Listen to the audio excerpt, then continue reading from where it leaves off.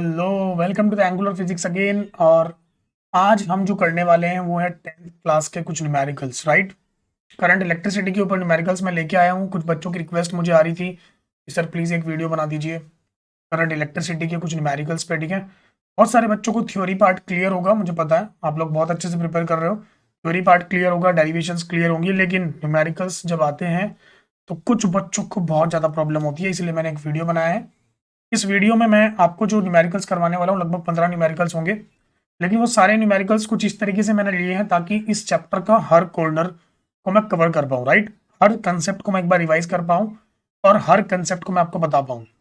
आपको बता दूं कि ये जो जितने भी मैंने न्यूमेरिकल्स लिए हैं, इन सारे न्यूमेरिकल्स में बहुत अच्छे अच्छे कंसेप्ट यूज होने वाले हैं। कुछ न्यूमेरिकल्स प्रीवियस ईयर से हैं, कुछ न्यूमेरिकल्स एनसीईआरटी से ही हैं, राइट। बहुत सिंपल सी बात हम यूज करेंगे और बहुत ही सिंपल से कंसेप्ट हम यूज करेंगे। वीडियो में लास्ट तक बने रहो, ठीक है। मैं वीडियो के लास्ट में कहानी भी आपको सुनाने वाला हूँ, लेकिन पहले आपको कंसेप्ट समझना है, राइट। स्टार्ट करें। पहला क्वेश्चन आपकी स्क्रीन पे दिखाई दे रहा है आपको। A piece of wire of resistance R is cut into 5 equal parts. एक वायर है, उसको मैंने 5 इक्वल पार्ट्स में तोड़ दिया या कट कर दिया, राइट। इन सारे पार्ट्स को मैंने पैडल में लगा दिया। तो आपको बताना इक्विवेलेंट रेजिस्टेंस अगर आर डैश है तो आर अपॉन आर डैश की रेशो क्या होगी। बहुत सिंपल सा काम है। तो मान लेते हैं हमारे पास कोई भी वायर है जो कि जिसकी लेंथ लेट इस तरीके से है ताकि हम उसको 5 अलग अलग पार्ट्स में तोड़ पाए। क्लियर। मान लो हमारे पास कुछ इस तरीके का वायर है, ठीक है। पहला कट हमने यहाँ लगाया, दूसरा कट हमने यहाँ लगाया, तीसरा कट हमने यहाँ लगाया, चौथा यहाँ पे और पांचवा यहाँ पे, राइट। ये 5 पार्ट में टूट गया ना वायर। अब सोचो अगर ये टोटल वायर इस पूरे वायर का रेजिस्टेंस कितना था, आर था ना। आप याद रखो कि जब आपने वायर को कट किया तो क्या आपने क्रॉस सेक्शन एरिया चेंज किया? नहीं। क्या आपने मटेरियल चेंज किया? नहीं। आपने चेंज क्या किया? सिर्फ और सिर्फ लेंथ। तो क्या मैं बोल सकता हूं कि resistance only depends on the, यहाँ पे लेंथ पे डिपेंड कर रहा है सिर्फ। तो अगर लेंथ को आपने L/5 कर दिया, इसकी लेंथ भी L/5 है, इसकी लेंथ भी L/5 है, इसकी लेंथ भी L/5 है, इसकी लेंथ भी L/5 है, इसकी लेंथ भी L/5 है, तो इसका मतलब क्या, इसका रेजिस्टेंस भी R/5, इसका रेजिस्टेंस भी R/5, इसका रेजिस्टेंस भी R/5 एंड सो ऑन। इन दोनों का रेजिस्टेंस भी R/5, हाँ है ना।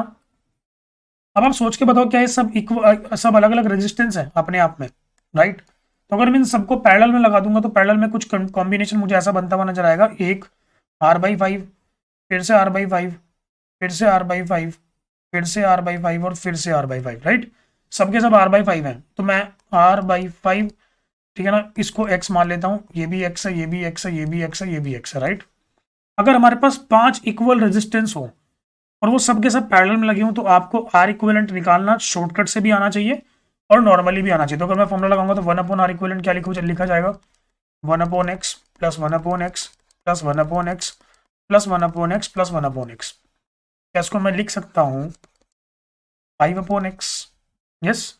तो क्या R इक्विवेलेंट की वैल्यू आ रही है x/5। x की वैल्यू डाल दीजिए। x की वैल्यू क्या है? R/5 ना, तो R/5 इंटू 5। तो मेरे हिसाब से आंसर आ रहा है R/25। क्या मेरी बात सबको समझ में आई? मैंने क्या किया? बहुत सिंपल सा काम था। एक वायर को 5 इक्वल पार्ट्स में काट दिया, उन सबके अलग अलग रेजिस्टेंस बन गए R/5 करके, सबको पैरेलल में लगाया और आंसर निकाल दिया। बहुत सिंपल था, है ना। तो कौन सा ऑप्शन सही है? अच्छा एक मिनट, उन्होंने हमें पूछा रेशियो, आर इक्विवेलेंट को बोला उन्होंने R डैश, राइट।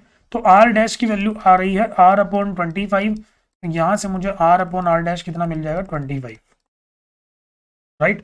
तो मेरे हिसाब से तो भाई डी ऑप्शन सही है, ठीक है। क्लियर है इतनी बात? गुड। आगे बढ़ते हैं।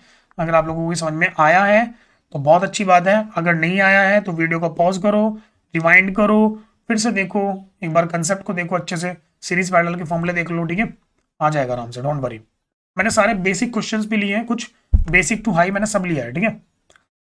चलिए नेक्स्ट क्वेश्चन है हमारे पास, which of the following terms does not represent electric power in a circuit. इन सब में से कौन सी टर्म ऐसी है जो पावर को रिप्रेजेंट नहीं कर रही है? आपसे ये पूछा गया है, राइट। तो कैसे करोगे? सबसे पहले तो ये बताओ। बहुत सिंपल है। क्या पावर का फॉर्मूला आपको पता है कि एवरेज पावर जो होती है हमारी, क्या वो होती है एनर्जी अपॉन टाइम या एनर्जी पर यूनिट टाइम? अच्छा पावर को ना कई अलग अलग तरीके से डिफाइन करा जाता है। जैसे फॉर एग्जांपल अगर मैं बोलूं तो इसको कभी कभी ऐसा बोला जाता है कि यार ये rate of delivery of energy है। कभी कभी बोला जाता है कि it is the rate of consumption of energy. कभी कभी बोला जाता है it is the rate of doing of work, ठीक है ना। अलग अलग डेफिनेशन इसकी होती हैं, लेकिन फॉर्मूला तो सेम ही होता ना, एनर्जी अपॉन टाइम। तो यहाँ पे आप एनर्जी कौन सी पढ़ते हो, करंट इलेक्ट्रिसिटी चैप्टर में जब आपने पढ़ा होगा तो आपने पढ़ा होगा हीट एनर्जी। हीट एनर्जी के फॉर्मूले याद है? तो हीट एनर्जी के आपने 3 फॉर्मूले शायद से पढ़े होंगे। पहला होता है आई स्क्वायर आर टी, एक होता है V square upon R into T, एक होता है V into I into T. ये 3 फॉर्मूले हैं हमारे पास, ठीक है। अगर मैं इन सारे फॉर्मूलों को यहाँ पे लगाऊं तो क्या पावर एवरेज जो मेरा आएगा वो क्या आएगा, ध्यान से देखना, एनर्जी अपॉन टाइम। मतलब पहला आएगा I square R T upon T, okay, उससे हमारा क्या मिल जाएगा, हम उससे हमें मिल जाएगा आई स्क्वायर आर। एक और फॉर्मूला हमारा बनेगा वी स्क्वायर अपॉन आर, मैं सब में से टी हटा रहा हूँ, ठीक है, एक आ जाएगा वी इंटू आई। तो 3 फॉर्मूले मुझे मिल रहे हैं पावर के, I square R, V square upon R और V into I. Is it clear? बहुत बढ़िया। अब ध्यान से देखो, क्या आई स्क्वायर आर आपके फॉर्मूले में है, मतलब आपके ऑप्शन में है? यस है, बिल्कुल है। वी स्क्वायर अपॉन आर है, बिल्कुल है। वी इंटू आई है, बिल्कुल है। तो कौन सा नहीं है, उसने पूछा कौन सा पावर नहीं है, आई आर स्क्वायर पावर नहीं है, तो मेरे हिसाब से बी ऑप्शन सही है। Clear everyone? कंफर्म? समझ में आ गया सब लोगों को? बहुत इंपॉर्टेंट था और बहुत ही सिंपल सा था। नेक्स्ट, एक और क्वेश्चन आपसे पूछा गया है। एक इलेक्ट्रिक बल्ब है आपके पास, ठीक है, and electric bulb is rated 220 volt and 100 volt, okay.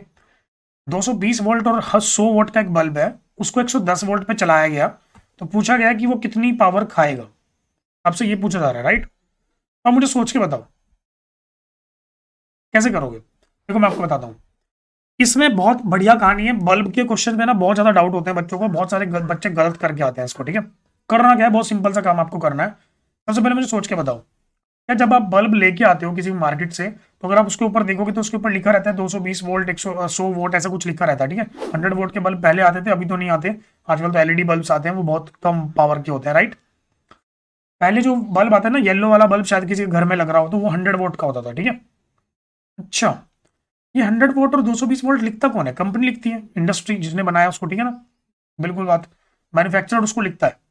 आप सोच के बताओ, जब मैन्युफैक्चरर ने उसको बनाया, क्या उसने मटेरियल भी अपनी तरीके से यूज किया? बिल्कुल सही। क्या उसने क्रॉस सेक्शन एरिया भी खुद से यूज किया? यस। क्या उसने लेंथ भी खुद से यूज की? यस। तो ना तो आप फिलामेंट की लेंथ को बढ़ा सकते हो या घटा सकते हो, ना आप एरिया को चेंज कर सकते हो, ना मटेरियल को चेंज कर सकते हो। क्या आप रेजिस्टेंस के ऊपर, मतलब रेजिस्टेंस को चेंज कर पाओगे? रेजिस्टेंस सिर्फ और सिर्फ टेम्परेचर से चेंज हो सकता है, बाकी किसी और चीज से आपके हिसाब से चेंज नहीं होगा। और हम लोग क्या मान रहे हैं, हम लोग मान रहे हैं आइडियल कंडीशन। आइडियल कंडीशन मतलब हमारा एनवायरनमेंट का टेम्परेचर जो है ना कांस्टेंट है, बल्ब का टेम्परेचर भी क्या है, कांस्टेंट। तो क्या मैं ऐसा बोलूं कि जब भी बल्ब कंपनी से बन के आता है तो उसका रेजिस्टेंस कांस्टेंट रहता है? क्या रहता है उसका रेजिस्टेंस? कांस्टेंट, क्योंकि ना तो रो चेंज हो रहा है, ना लेंथ, ना एरिया। रो लेंथ अपॉन एरिया, राइट। अच्छा, कुछ भी चेंज नहीं हो रहा? बिल्कुल कुछ भी चेंज नहीं हो रहा। जो कंपनी उसके ऊपर लिख के भेजती है ना, उसको बोलते हैं पावर रेटिंग। और जो कंपनी वो, मतलब एक मिनट सॉरी, ये वोल्टेज है ना, तो ये बोलते हैं, इसको बोलते हैं रेट, वोल्टेज रेटिंग, और इसको बोलते हैं पावर रेटिंग। बात समझ आ रही है? तो पावर रेटिंग और वोल्टेज रेटिंग आपको पता है, तो क्या आप रेजिस्टेंस नहीं निकाल सकते? अभी तो आपने फॉर्मूला पढ़ा, पी का वी स्क्वायर अपॉन आर, लगा तो ये वाला फॉर्मूला। तो पावर रेटिंग का फॉर्मूला आएगा वी रेटिंग का स्क्वायर अपॉन आर, आया ना। चलिए, पावर रेटिंग कितना दिया हुआ है हमें, 100, और वी रेटिंग का स्क्वायर हो जाएगा तो 220 इंटू 220 अपॉन आर। तो मेरे हिसाब से आर की वैल्यू आ रही है 220 इंटू 220 अपॉन 100, राइट। ये है ना, डबल जीरो से डबल जीरो छम्मा छम्मा हो जाएगा, तो आर की वैल्यू मेरे हिसाब से आ रही है 484 ओम। ओके, तो अब आपको ये बात समझ में आ गई है बहुत अच्छे से कि रेजिस्टेंस हमने निकाल लिया, राइट। बल्ब का रेजिस्टेंस हमारे पास आ गया, ठीक है। अब ये रेजिस्टेंस चेंज होने वाला नहीं है, आप बल्ब को उठा के कहीं भी लगा दो, बल्ब को उठा के अपने घर में लगाओ, कहीं भी लगाओ, ये रेजिस्टेंस चेंज होने वाला नहीं है, ठीक है। अब मुझे निकालना है कि वो घर में जब लगाया गया तो घर में हमारे वोल्टेज जो आ रही थी वो मान लो 110 वोल्ट आ रही थी। जरूरी तो नहीं है ना कि 220 वोल्ट हमेशा है, 220 वोल्ट आ सकती है, लेकिन 220 वोल्ट हमेशा तो नहीं आती ना, कभी कभी हमारे घर में डिम लाइट भी आती है बहुत। तो मान लो कि हमारे घर में जो सप्लाई आ रही है वो 110 वोल्ट की आ रही है, तो हमें देखना है कि कितनी पावर कंज्यूम करेगा। कैसे करेंगे, ध्यान से देखो, बहुत सिंपल है। पावर कंज्यूम्ड का फॉर्मूला क्या आएगा, ध्यान से देखना, ये आएगा वी सप्लाई का square upon R. V square upon R ही लगा रहा हूं मैं ऑब्वियसली फॉर्मूला, लेकिन अभी वी सप्लाई लगा रहा हूं, राइट। तो पावर कंज्यूम्ड क्या आएगा, ध्यान से देखना, वी सप्लाई कितना है, 110 वोल्ट ना, 110 वोल्ट, 110 का स्क्वायर आ जाएगा अपॉन आर कितना है मेरा, आर 484 है, या फिर आप 22 इंटू 22 भी लिख सकते हो, ज्यादा बेटर रहेगा सॉल्व करने के लिए, राइट। तो मैं इसको लिख रहा हूँ क्या, एंड 10 इंटू 110 अपॉन 22 इंटू 22। 11 का टेबल चला दूँ, 11 10 जा, 11 2 जा, 11 10 जा, 11 2 जा, 2 5 जा, 2 5 जा, आंसर आया 25 वॉट। मतलब जो हमारा बल्ब जो इंडस्ट्री से बन के आया था, उन्होंने बोला था अगर वो 220 वोल्ट पे चलाया जाएगा तो वो कितनी वोल्टेज खाएगा, कितनी पावर खाएगा, 100 वॉट। लेकिन मेरे घर में आधी वोल्टेज आ रही थी, इसलिए वो उसने कितनी पावर खाई, 25 वॉट, 25 वोट। बस क्या इतनी बात समझ में आई आप लोगों को? तो जब भी ऐसा क्वेश्चन आता है तो आपको देखना रेटिंग, रेटेड वोल्टेज और रेटेड पावर कितनी है, राइट। उससे आपको रेजिस्टेंस निकाल लेना है, उसके बाद आपको पावर कंज्यूम्ड, वी सप्लाई, कुछ भी पूछ सकता है, वो आपको बाद में निकालनी है, राइट। तो ये क्वेश्चन हो गया। एक और नेक्स्ट क्वेश्चन पे आते हैं। दो कंडक्टिंग वायर्स हैं, ठीक है ना। देखो बहुत सिंपल सा क्वेश्चन है ये भी, इसमें भी बहुत सारे बच्चे अटक जाते हैं। दो कंडक्टिंग वायर्स हैं, सेम मटेरियल से बने हुए हैं। देखो जैसे सब सेम मटेरियल उसने बोला ना, तो मुझे एक इन्फॉर्मेशन मिल गई कि दोनों वायर्स का रो सेम है। रो मतलब रेजिस्टिविटी सेम है, राइट। इक्वल लेंथ है तो लेंथ भी इक्वल है, L1 इक्वल टू L2, और इक्वल डायमीटर है, मतलब D1 इक्वल टू D2। अगर डायमीटर इक्वल है तो एरिया भी इक्वल होगा ना, यस ऑब्वियसली। ठीक है, तो मतलब उन दोनों को पहले सीरीज में कनेक्ट करा गया, बाद में पैरेलल में। तो आपको बताना है कितनी कितनी हीट उनमें दोनों में प्रोड्यूस होगी। ओके, सबसे पहली तो बात, आपका रेजिस्टेंस का फॉर्मूला आप लोगों ने जो पढ़ा हुआ है वो है रो लेंथ अपॉन एरिया, राइट ना। आपको पता है कि रो भी सेम है, लेंथ भी सेम है, एरिया भी सेम है। तो क्या मैं बोल दूंगा कि दोनों वायर्स का रेजिस्टेंस सेम है? वो डायरेक्टली नहीं बोल रहा रेजिस्टेंस सेम है, उसने कुछ बातें आपको बताई ताकि आपको पता लगे। तो हमने बोला यार दो वायर्स है हमारे पास, मान लो कि एक वायर ये है, दूसरा वायर ये है, ठीक है, और दोनों की सेम लेंथ ही है यार, ठीक है। मान लो कि इसका रेजिस्टेंस भी आ रहा है, इसका रेजिस्टेंस भी आ रहा है। हमने पहले इन दोनों को सीरीज में लगा दिया। सीरीज का मतलब ये और ये, इन दोनों को हमने सीरीज में कनेक्ट कर दिया किसी बैटरी के साथ, लेट, ठीक है। इन दोनों का आर इक्विवेलेंट निकाल सकता हूँ क्या मैं, बताओ जरा एक बार। इन दोनों का आर इक्विवेलेंट आएगा आर प्लस आर, क्योंकि सीरीज कॉम्बिनेशन में दोनों को जोड़ना होता है। तो आंसर आएगा 2R, ठीक है। अगर मुझे हीट निकालना तो हीट का मामला क्या होता है भाई, V square upon R into T, पता नहीं बात। तो V square upon R equivalent into T, ये फॉर्मूला मैं लगा रहा हूँ यहाँ पे, लगा सकता हूँ ना। कुछ बच्चे यहाँ पे आई स्क्वायर आर टी लगाएंगे, क्यों? क्योंकि उनको लगता है सीरीज कॉम्बिनेशन में करंट सेम रहता है, उससे भी आंसर आ जाएगा, लेकिन उससे थोड़ा दिक्कत हो सकती है। मैं वोल्टेज की फॉर्म में निकालना चाहता हूँ आंसर को, ठीक है, क्योंकि पावर सप्लाई दोनों में सेम रहेगी, राइट, दोनों में सेम रहेगी, क्योंकि सेम इलेक्ट्रिक सर्किट है। कितनी बात समझ में आ रही है? चलिए, तो मैंने यहाँ पे लगाया, तो आर इक्विवेलेंट की वैल्यू कितनी है, 2R है ना, तो मैं इसको लिख रहा हूँ V square upon 2R into T. This is our equation number 1। इसमें कोई दिक्कत होनी नहीं चाहिए मेरे हिसाब से किसी को भी, right. Is it clear everyone, right. Next, अब बात करते हैं, हमने इन दोनों रेजिस्टेंस को पैरेलल में लगा दिया। पैरेलल में लगाया तो क्या होगा, पैरेलल में लगाया तो ऐसा होगा, ध्यान से देखो। और फिर एक ऐसे बैटरी V वोल्ट की, आर आर, क्या इसका आर इक्विवेलेंट बता सकते हो आप मुझे? आर इक्विवेलेंट डैश बोलते हैं इसको, बताओ कितना आएगा, डायरेक्ट बताओ, डायरेक्ट डायरेक्ट, जल्दी जल्दी पॉज करके, वीडियो को पॉज करके फटाफट निकालो। अगर दो रेजिस्टेंस मतलब इक्वल हो और पैरेलल में हो तो उनका आंसर क्या आता है, 1/R प्लस 1/R 2/R हो जाएगा। फिर उसका रेसिप्रोकल करोगे तो R/2 आएगा, ठीक है ना। मैं आपको शॉर्टकट से बताता हूँ, जब भी दो रेजिस्टेंस इक्वल हो और पैरेलल में हो तो अपॉन 2 कर दो बस। तो आर इक्विवेलेंट कितना आएगा, R/2। दोबारा फिर से निकालते हैं, ये था H1 हीट, मान लो H2 हीट निकाल रहा हूँ। H2 कितना आएगा, पावर सप्लाई तो अभी भी V है ना, आर इक्विवेलेंट कितना आ रहा है इस बार, R/2, तो 2 ऊपर चला जाएगा इंटू टी। ये आगे मेरा H2, मान लो ये इक्वेशन नंबर 2 है। बताओ ये बात समझ में आई या नहीं आई? H1 में भी मैंने आर इक्विवेलेंट की वैल्यू डाली थी, H2 में भी मैंने आर इक्विवेलेंट की वैल्यू डाली, दोनों में आर इक्विवेलेंट आ गया।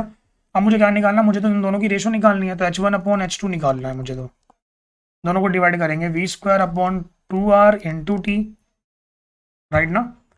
और मेरी इक्वेशन नंबर 2 की वैल्यू क्या है, ये है हमारी 2V square upon R into T. V square upon R, V square upon R, चम्मा चम्मा, टी से टी चम्मा चम्मा, ऊपर 1/2 बचा और नीचे 2/1 बचा। तो नीचे से जब ऊपर आएगा ये 1/2 बन के, तो आंसर आएगा 1/4। तो मेरे हिसाब से आंसर आ रहा है 1/4, दैट इज सी ऑप्शन, ठीक है। इसमें कोई दिक्कत किसी को नहीं, पक्का कंफर्म, गारंटी, यस। नेक्स्ट में पूछा गया बहुत सिंपल सा क्वेश्चन है, थ्योरेटिकल और कंसेप्चुअल क्वेश्चन है। इसमें पूछा गया है आपसे, एक वोल्ट मीटर को अगर आपको किसी सर्किट में लगाना हो और उसको उससे पोटेंशियल डिफरेंस को मेजर करना हो दो पॉइंट्स के बीच का, तो कैसे लगाओगे? तो आप लोगों को याद होगा कि हमारा वोल्ट मीटर वोल्टेज को मेजर करता है, राइट। और वोल्टेज किस चीज में सेम रहती है पता है आपको, सीरीज में या पैरेलल में? तो मैं आपको बता दूं, P for parallel, P for potential, okay. तो P for parallel, P for potential, इसका मतलब पैरेलल में पोटेंशियल सेम होता है, याद रखो इस बात को, ठीक है। तो मुझे एक बात समझ में आ गई कि इसका मतलब ये जो वोल्ट मीटर है ये हमेशा पैरेलल में लगेगा, याद रखो। वोल्ट मीटर को हमेशा किस में लगाते हैं? पैरेलल कॉम्बिनेशन में लगाते हैं। अमीटर को किस में लगाते हैं? सीरीज कॉम्बिनेशन में, राइट। सीरीज कॉम्बिनेशन में क्या सेम रहता है? करंट सेम, और पैरेलल में पोटेंशियल सेम, राइट ना, याद रखिए बात। चलिए नेक्स्ट क्वेश्चन पे आते हैं फटाफट। नेक्स्ट क्वेश्चन में भी हमें कुछ बातें बताई गई हैं, कुछ बातें बोली गई हैं, ठीक है ना। बहुत सिंपल से तरीके से हमें इसको सॉल्व करना है और ये हो भी जाएगा आराम से, डोंट वरी, ठीक है। क्वेश्चन में बोला गया कॉपर वायर है जिसका डायमीटर 0.5 mm है, रेजिस्टिविटी भी गिवन है। How much of this wire would be required, मतलब लेंथ आपसे पूछ रहा है, रेजिस्टेंस भी गिवन है। तो पहले तो ये वाला पार्ट हम करते हैं। तो रेजिस्टेंस की वैल्यू 10 ओम है, कोई दिक्कत नहीं है। डायमीटर ना आपको 0.5 mm दिया हुआ है, तो आपको जब भी 0.5 mm दिया हो ना, तो mm की जगह 10⁻³ लगा दीजिए, मीटर में कन्वर्ट हो जाएगा। कुछ बच्चों का आंसर क्वेश्चन होता है क्या मीटर में कन्वर्ट करना जरूरी है? तो बिल्कुल जरूरी है, राइट, बिल्कुल। क्यों जरूरी है? क्योंकि आप सब कुछ ऐसा यूनिट में सॉल्व करना चाहते हो, आप कुछ भी आंसर गलत करना नहीं चाहते हो, राइट। ऐसे आपको, मैं इसको बोल रहा हूँ कि आप इसको कन्वर्ट कर लो। इसको आपने कन्वर्ट कर लिया ना, राइट, और उसके बाद क्या करो, आप लिखो रेजिस्टिविटी। रेजिस्टिविटी क्या होता है पता है? 1.6 इंटू 10⁻⁶, ये ओम सेंटीमीटर में है। तो अगर मीटर में कन्वर्ट करना है तो सेंटीमीटर को मीटर में कन्वर्ट करने के लिए क्या करते हैं हम लोग? 10⁻² से मल्टीप्लाई कर दो तो ओम मीटर बन जाएगा, राइट। तो रेजिस्टिविटी की वैल्यू आ गई 1.6 इंटू 10⁻8 ओम मीटर। हाँ या ना? ये बात समझ में आई या नहीं आई? पक्का, गारंटी, सोच लो। गुड, सब कुछ है आपके पास। चलो रेजिस्टेंस निकाल देते हैं फटाफट। तो रो लेंथ अपॉन एरिया हमारा फॉर्मूला होता है, बिल्कुल सही। रो लेंथ अपॉन एरिया, यार एरिया में प्रॉब्लम आएगी क्योंकि क्रॉस सेक्शन एरिया, जब भी कोई सिलेंड्रिकल वायर होता है, हमारे वायर ज्यादा सिलेंड्रिकल शेप में होते हैं, तो उनका क्रॉस सेक्शन एरिया को लिखा जाता है πr²। लेकिन यहाँ पे रेडियस तो गिवन नहीं है ना, डायमीटर गिवन है। तो मुझे लग रहा है बच्चों को पता होगा ये बात, है ना। 2 साल के 3 साल के बच्चों को पूछोगे ना रेडियस क्या होता है, तो बोलेगा डायमीटर अपॉन 2, ठीक है ना। डायमीटर अपॉन 2 सब होता है ना। कहने का मतलब ये है कि क्या मैं रेडियस की जगह डायमीटर अपॉन 2 डाल सकता हूँ? तो अगर एरिया मेरा πr² है, तो क्या मैं इसको लिख सकता हूँ πd/2 का होल स्क्वायर। तो क्या इसको लिखा जा सकता है πd²/4। तो जब भी डायमीटर हो ना क्वेश्चन में, तो डायमीटर की फॉर्म में ही क्वेश्चन मतलब फॉर्मूला लगा दो। इसको लिखो πd²/4, 4 ऊपर चला जाएगा, राइट। तो रेजिस्टेंस की वैल्यू देखो क्या आई, 4 into what is rho, what is resistivity, 1.6 into 10⁻⁸। What is length, length हमें निकालनी है, अपॉन एरिया कितना आएगा 3.14 इंटू डायमीटर का स्क्वायर। डायमीटर का स्क्वायर मतलब 0.5 का स्क्वायर इंटू 10⁻⁶, है ना। तो मेरे हिसाब से इसको लिखा जाए रेजिस्टेंस की वैल्यू भी लगा दो 10, इसकी वैल्यू 10 आ गई, ठीक है। यहाँ से लेंथ की वैल्यू मुझे क्या मिलेगी, 10 इंटू ये आ जाएगा 31.4 इंटू ये 5 इंटू 5 25 लिख देता हूँ उसको, ठीक है। और 10⁻² बाहर आ जाएगा, 10⁻8 बन जाएगा, अपॉन नीचे आ जाएगा 4 इंटू 1.6 इंटू 10⁻8। इससे कट जाएगा, छम्मा छम्मा हो जाएगा, राइट। अगर मैं इसको सॉल्व करूँ तो भाई कैलकुलेटर सॉल्व कर रहा हूँ फटाफट, ठीक है, ताकि वीडियो लंबी ना हो। बाकी आप कर सकते हो मल्टीप्लाई, मल्टीप्लाई तो आता ही होगा ना, ये वो भी सीखा हूँ। 31.4 इंटू 25 डिवाइडेड बाई 6.4 कर देता हूँ डायरेक्ट। मेरे हिसाब से जो आंसर आ रहा है भाई वो आ रहा है लगभग 122.65 मीटर्स की लेंथ हमें चाहिए। देखो कुछ भी अगर कैलकुलेशन मिस्टेक हो जाए तो उसमें कोई घबराने वाली बात नहीं है, कोई सोचने वाली बात नहीं है। आप लोग आराम से कैलकुलेशन मेरी चेक कर सकते हो, क्योंकि मैं वीडियो में डायरेक्ट क्वेश्चन करता हूँ, मैं कभी पहले इसको प्रैक्टिस नहीं करता हूँ, राइट। तो मैं डायरेक्ट करता हूँ, तो इसलिए अगर कोई कैलकुलेशन मिस्टेक हो जाए तो माइंड मत करना, ठीक कर लेना उसको, ठीक है। और कमेंट में मुझे बता भी देना। चलिए next, when a 12 volt battery is connected across an unknown resistance there is a current of 2.5 milli ampere in the current. एक बैटरी थी जो कि 12 वोल्ट की थी, उसको आपने एक रेजिस्टेंस के साथ कनेक्ट कर दिया, करंट आया 2.5 मिली एम्पियर का। तो बता सकते हो रेजिस्टेंस की वैल्यू क्या होगी? यार इतना आसान, ये तुम खुद कर सकते हो भाई। किसका क्वेश्चन है बताओ जरा एक बार, कौन सा टॉपिक का क्वेश्चन है? ये क्वेश्चन है एक्चुअल में ओम्स लॉ का। क्या V equal to I R पता है सब लोगों को? बिल्कुल। V की वैल्यू कितनी है 12, आई की वैल्यू पता नहीं, आर की वैल्यू, सॉरी आर की वैल्यू तो पता है ना, आई की वैल्यू तो पता है ना। 2.5 मिली को लिख दो 10⁻³ इंटू आर। आर की वैल्यू क्या आ गई 12/2.5 इंटू 10⁻³ राइट ना। तो मेरे हिसाब से इसको लिख लो 12 अपॉन 25 इंटू 10⁻⁻4, राइट ना। इस 10⁻⁻4 को ना ऊपर लेके जा रहा हूँ तो इसको लिख रहा हूँ 10,000, लिख सकता हूँ। 400 आ गया, 4800 आ गया ओम, खत्म। 4.8 किलो ओम आ गया, आंसर खत्म। Clear everyone?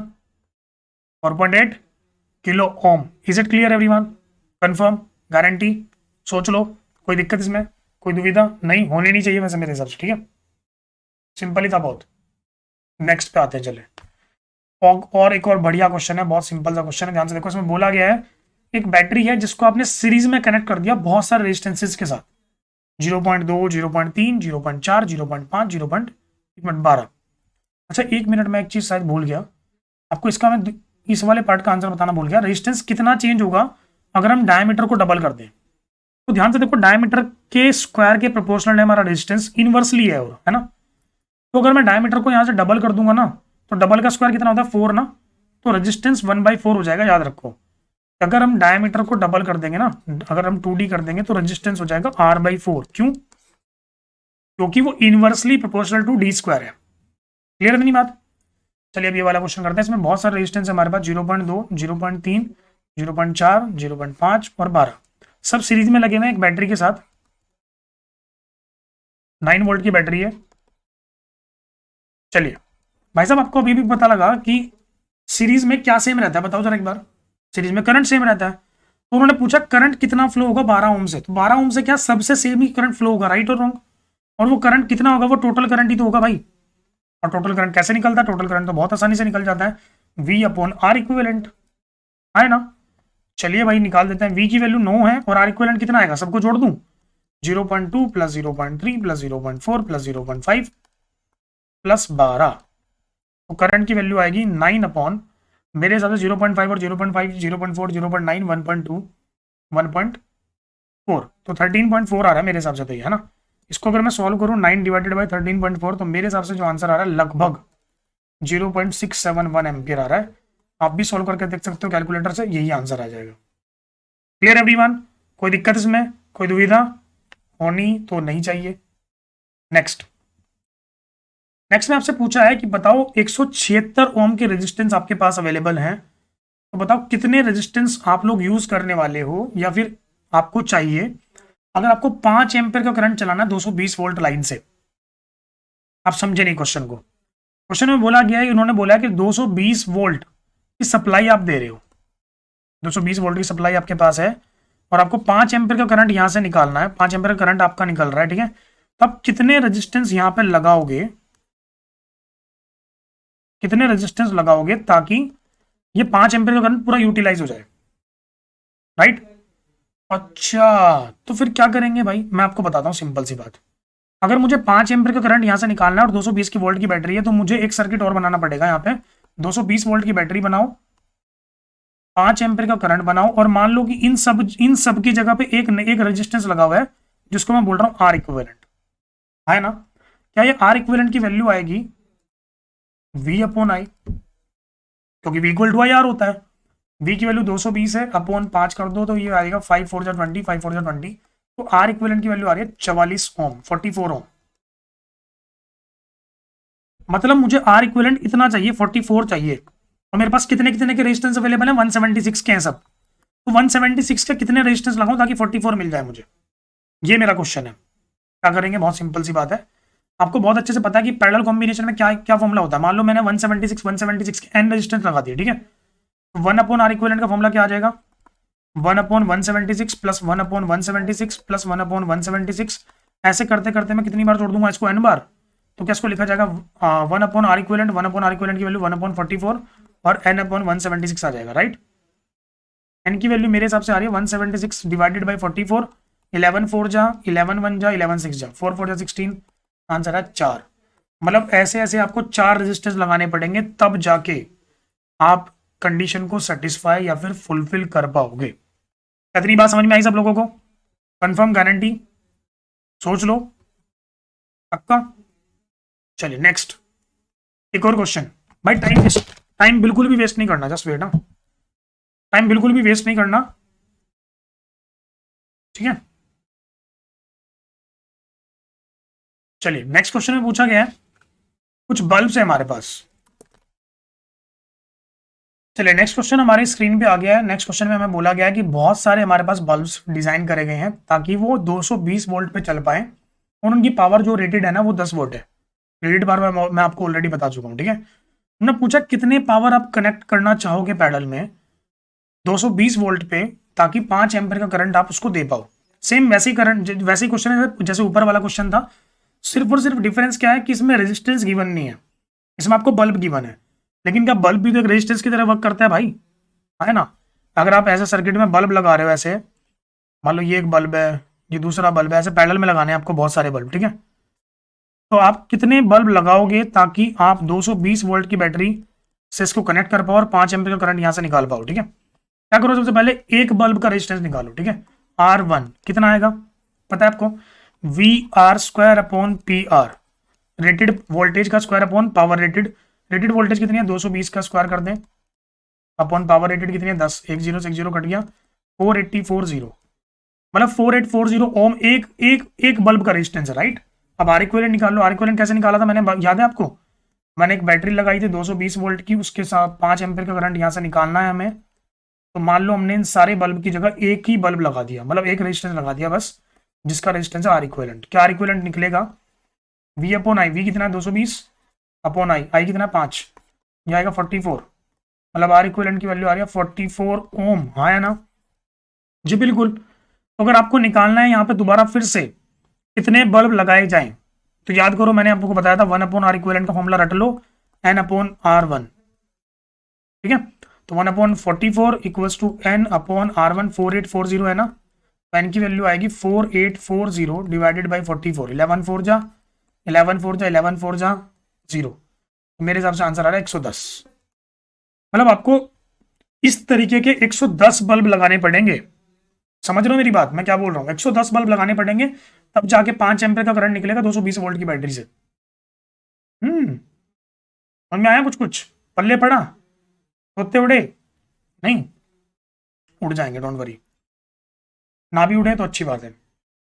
Next question, 2 lamps, one rated 100 watt and at 220 volt and other rated 60 watt at 220 volt are connected in parallel to the electric main supply. What current is drawn from the line if supply voltage is 220 volt? उन्होंने बोला कि भाई आपके पास एक 220 volt की supply voltage है, ठीक है। आपने क्या करा, दो बल्ब लगाए यहाँ पे पैरेलल में, दोनों बल्ब को लगाया। पहला बल्ब जो है वो 100 वोल्ट का बल्ब है और 220 वोल्ट पे चलता है, ठीक है। दूसरा बल्ब जो है वो 60 वोल्ट का बल्ब है और 220 वोल्ट पे चलता है वापस, ठीक है। आपको बताना है कि यहाँ से कितना करंट आपने निकाला, ये करंट आपको बताना है। कैसे बताओगे, सबसे पहले आप क्या करो, दोनों बल्ब का रेजिस्टेंस निकाल लो। रेजिस्टेंस निकालना आपको आता है। अब इसका रेजिस्टेंस मान लो R1 है, इसका रेजिस्टेंस R2 है। R1 कितना आएगा बताओ जरा एक बार, R1 आएगा V² अपॉन P, V का स्क्वायर मतलब 220 इंटू 220 अपॉन P, P कितना है 60, 0 से 0 खत्म, 2 3 जा तो 110 आ गया ये।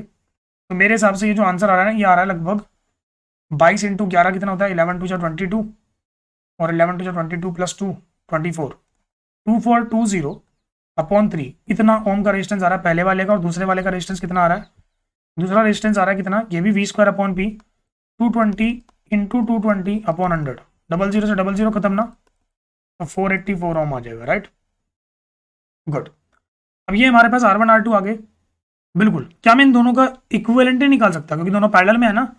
मैं इक्विवेलेंट अगर निकालूं इन दोनों का तो कितना आएगा लगभग, मैं आपको बताता हूँ। पहले आप क्या करो, 2420 को ना डिवाइड करके देख लो एक बार 484 से, 5 मिल रहा है, मतलब ये 5 बार इसका टेबल चल रहा है इसमें, ठीक है। तो मैं क्या कर रहा हूँ, 1 अपॉन R इक्विवेलेंट का फॉर्मूला लिख रहा हूँ, 1 upon R1 plus 1 upon R2। What is 1 upon R1, 2420 और ऊपर आ जाएगा 3 और 1 अपॉन 484, राइट। इन दोनों का एलसीएम लूंगा तो ये लगभग 2420 ही आ जाएगा, ठीक है ना। ऊपर 3 ही रहेगा और ये 5 बार टेबल चला तो 5 आ जाएगा, तो ये आएगा 8 अपॉन 2420। उसको काट दूं मैं 4 से, 2 बार कट जाएगा, 4 6 जा 405। तो मेरे हिसाब से आर इक्विवेलेंट की वैल्यू आ रही है भाई 605 अपॉन 2, इतना आर इक्विवेलेंट आ रहा है ना, बिल्कुल। हमें निकालना है करंट, तो करंट कैसे निकलेगा, करंट होता है टोटल वोल्टेज कितनी है सप्लाई की 220 है, और कितना करंट आप निकाल रहे हो वहां से 605 अपॉन 2, सॉल्व कर लो, यह आ जाएगा 440 डिवाइडेड बाय 605, तो मेरे हिसाब से जो आंसर आ रहा है भाई, ये लगभग आ रहा है 0.727 एम्पियर। इतना करंट आप बैटरी से निकाल पाओगे। क्या बात समझ में आई? कुछ कुछ इस तरीके की आपको क्वेश्चन समझ में आना चाहिए, ये सॉल्यूशन आपको समझ में आना चाहिए। मैंने कैसे किया, मैंने क्या करा, दोनों बल्ब का रेजिस्टेंस निकाला, इक्विवेलेंट निकाला, इक्विवेलेंट निकालने के बाद मैंने करंट निकाला by the help of Ohm's law. Clear? बढ़िया क्वेश्चन था, न्यूमेरिकल बहुत बढ़िया प्रैक्टिस करवाऊंगा, डोंट वरी। नेक्स्ट एक और क्वेश्चन देखो ध्यान से। एक इलेक्ट्रिक हीटर है हमारे पास जो 8 ओम का है और वो कितना करंट निकालता है, 15 एम्पियर का, 2 घंटे के लिए। आपसे पूछा गया rate at which heat is developed in the heater. Rate पूछा, रेट। कुछ बच्चे क्या करेंगे, हीट का फॉर्मूला लगाएंगे I2RT ले, ठीक है, और आंसर नहीं आएगा उनका। फिर बोलेंगे मैं तो पूरे पूरा करके आया था, टीचर ने नंबर काट दिए। अरे रेट पूछा जा रहा है भाई, रेट। रेट का मतलब क्या होता है पता है? कितनी हीट डेवलप हो रही है 1 सेकंड में, मतलब पावर पूछ रहा है आपसे। वो पावर का मामला क्या होता है, I2R। उसमें टाइम नहीं आता, 15 का स्क्वायर हो जाएगा और 8 से मल्टीप्लाई हो जाएगा, मतलब 225 की मल्टीप्लाई 8 में कर दो बस। मेरे साथ पावर की वैल्यू आएगी 8 5 जा 40, 8 2 जा 16 प्लस 4 20, 8 2 जा 16 प्लस 2 18, 100 1800 वॉट। खत्म। नहीं समझे? Next, a copper wire has a resistance of 0.6 ohm.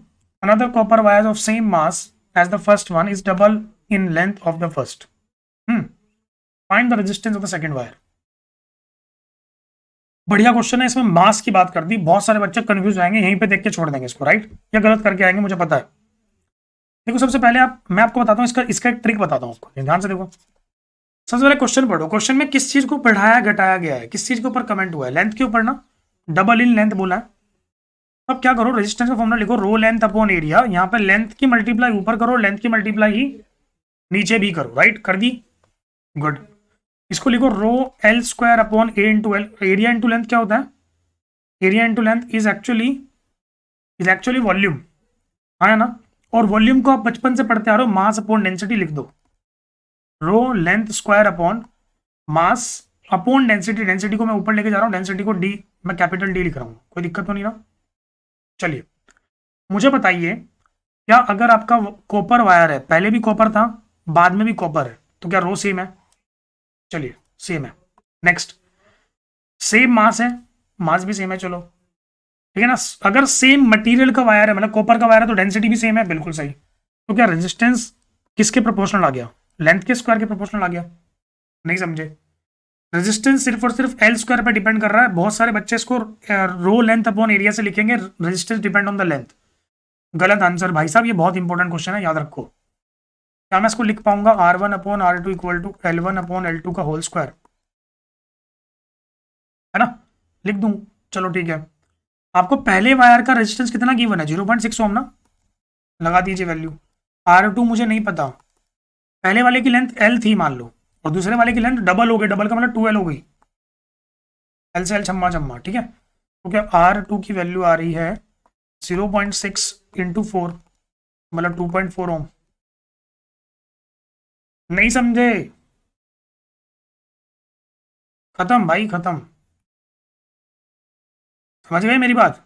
बहुत तकड़ी बात है ये, R2 इक्वल टू 2.4 ओम। बहुत सारे बच्चे गलत करके आएंगे, मुझे पता है, बहुत सारे बच्चों को आंसर 1.2 आएगा, ठीक है ना। यकीन नहीं होता तो किसी और से करवा के देख लो।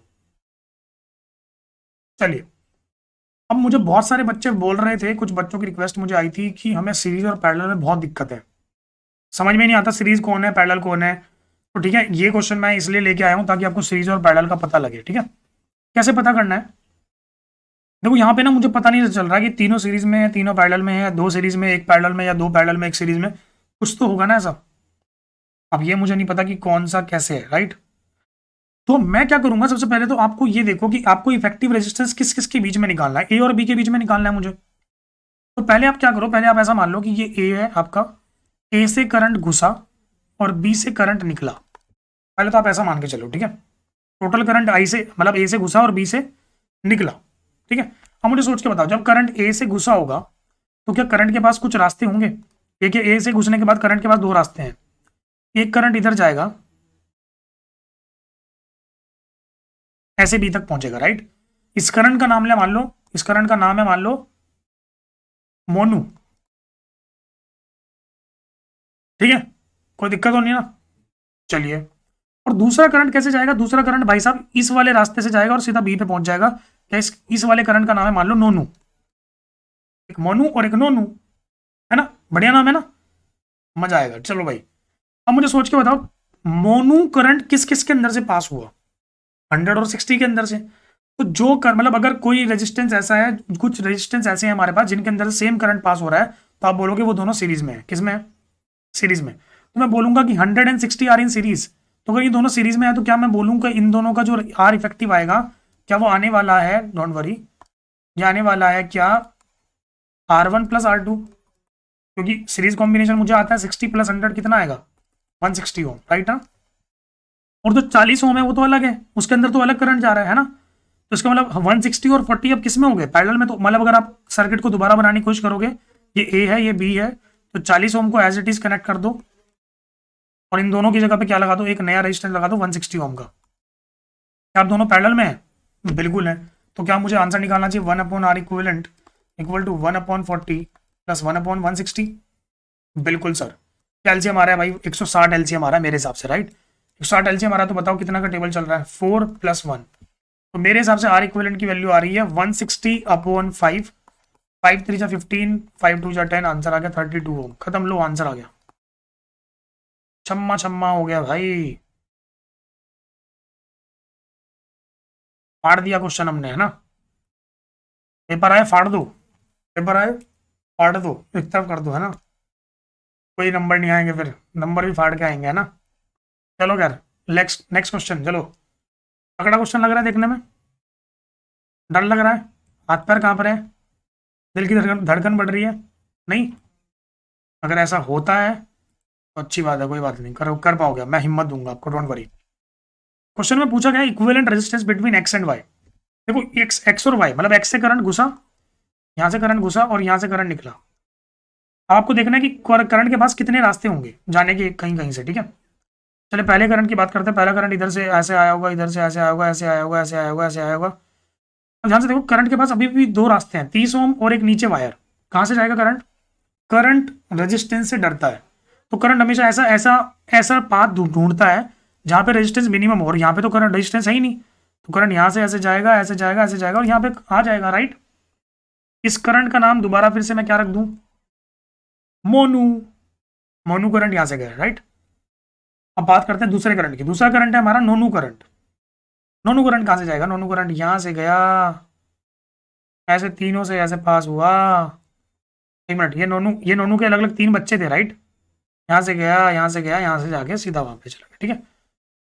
करंट 10 ओम से पास क्यों नहीं हुआ? क्योंकि दोबारा फिर से वही कहानी, करंट रेजिस्टेंस से डरता है। उसको अगर 2 ऑप्शन मिले कि भाई रेजिस्टेंस के अंदर से जाना है या बाहर से जाना है, तो बोलेगा मैं तो बाहर से जाऊंगा, राइट। तो यहाँ पे 2 रेजिस्टेंस तो बेकार हो गए, मतलब इन दोनों का कोई काम नहीं है। कौन कौन से? एक तो 10 ओम का कोई काम नहीं है, एक 30 ओम का कोई काम नहीं है, इन दोनों को तो हटा दो, कोई काम नहीं है इनका, ठीक है।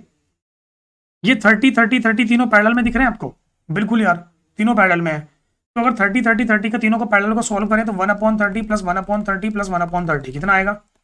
ये आएगा 3/30, 1/r डैश। तो r डैश की वैल्यू आएगी 30/3, दैट इज 10 ओम। इन तीनों का आ रहा है 10 ओम, ठीक है। फिर इसके इस 10 वाले के साथ जो 20 वाला है वो दोनों किसमें? सीरीज में ना, राइट। तो यहां से मैं बोल रहा हूं ये r अपर है, मान लो ऊपर वाला सर्किट। इसका आंसर आ रहा है पूरा 10 + 20 30 ओम। समझ में आया कैसे आया? 30 30 30 तीनों पैरेलल में थे, उसके बाद जो 10 ओम आया वो 20 के साथ सीरीज में है, ठीक है। और बाकी ये जो 10 ओम था ये हमने हटा दिया है, तो ऊपर वाले सर्किट का रेजिस्टेंस का कितना आया? 30 ओम। अब इसको देखो, ये वाला 10, ये वाला 20, इन दोनों से सेम करंट पास हो रहा है। नोनू नोनू नोनू मोनू मोनू मोनू, सॉरी, राइट ना। अगर मोनू करंट इन दोनों से पास हो रहा है तो क्या दोनों सीरीज में है, राइट। 10 और 20 30 30, राइट ना। तो ये भी 30 आ गया, आर डाउन या आर लोअर। अब मुझे बताओ, नीचे वाले का रेजिस्टेंस भी 30 है, ऊपर वाले का रेजिस्टेंस भी 30 है। अगर मैं यहाँ एक्स बनाऊँ, यहाँ पे वाई बनाऊँ, मुझे सोच के बताओ जरा एक बार, क्या मैं ऐसा बोल सकता हूँ कि यहाँ भी 30 लगा दूँ और यहाँ भी 30 लगा दूँ? ये ऊपर वाले सर्किट का रेजिस्टेंस, ये नीचे वाले सर्किट का रेजिस्टेंस, क्या दोनों पैरेलल में है? अब बिल्कुल। 1/R equivalent equal to 1/30 plus 1/30 2/30, मतलब आंसर कितना है? 1/15 आर इक्विवेलेंट की वैल्यू आ गई 15 ओम। बहुत सिंपल क्वेश्चन, बहुत सिंपल आंसर। ठीक है, तो भाई आज की क्लास में मैंने आपको सब कुछ बता दिया, सब कुछ, सारी चीजें बता दी। हर कॉर्नर मतलब हर इस चैप्टर का हर कॉर्नर मैंने कवर किया है। बाकी सारी चीजें मैंने बता दी। अगर फिर भी किसी कंसेप्ट में आपको डाउट है, कोई कंसेप्ट समझना है, तो प्लीज कमेंट में बताओ मुझे, मैं उसके ऊपर वीडियो बनाने की पूरी कोशिश करूंगा। आज मैं वीडियो बना दूंगा, ठीक है ना। लेकिन सपोर्ट चाहिए भाई, सब्सक्राइब करके जरूर जाना। ऐसा मत कर देना कि वीडियो को देखा खत्म, ठीक है ना। चलिए अब एक कहानी का वक्त हो गया है। मैं हर वीडियो के बाद कहानी जरूर बताता हूँ, ठीक है ना। हालांकि मैं बड़े बच्चों को कम बताता हूँ, छोटे बच्चों को ज़्यादा बताता हूँ। तुम लोग छोटे ही हो भी, तो मैं बताता हूँ, ठीक है। कहानी बताता हूँ। एक हिरन की कहानी है मेरे पास। एक हिरन होता है, शायद आपने सुनी भी हो कहीं पर। एक हिरन होता है, ठीक है ना। उसने कभी अपना चेहरा कभी नहीं देखा, राइट। एक दिन वो पानी पीने जाता है, पास की नदी में पानी पीने जाता है।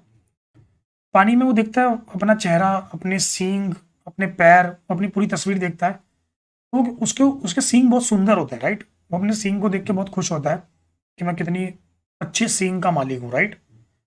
फिर वो अपने पैर देखता है, तो पैर देख के उसको लगता है यार मेरे पैर बहुत पतले हैं, बहुत बेकार हैं। तो बहुत ही उसको बुरा लगता है मेरे पैर बहुत बेकार है, राइट। तो वो अपने पैरों को कोसता है, वो भगवान को कोसता है कि मुझे इतने बेकार पैर क्यों दिए, राइट।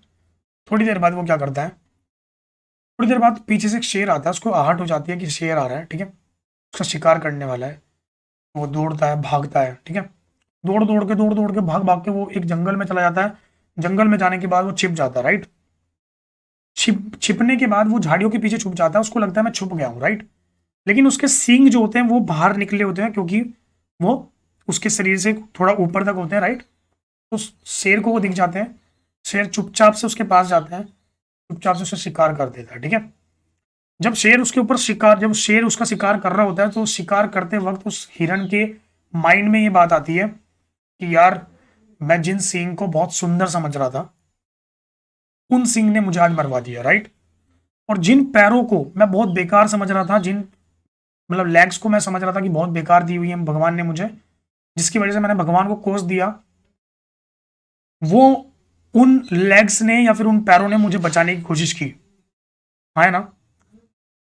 तो कहने का मतलब ये है कि मेरा इस कहानी को बताने का मतलब ये है कि आपके अंदर कुछ कमियां होती हैं जो आपको नजर आती हैं। या हो सकता है किसी और ने भी आपको बोल दिया हो कि आपके अंदर ये कमी है, राइट। आपको भी अपनी अपनी चीजों अपनी कई चीजों को बुरा लगता है देख के, क्योंकि आप दूसरे को देखते हो कि वो उस चीज में मुझसे बेहतर है, राइट। गलत बात। भगवान ने हर चीज आपको बहुत सोच समझ के दी है।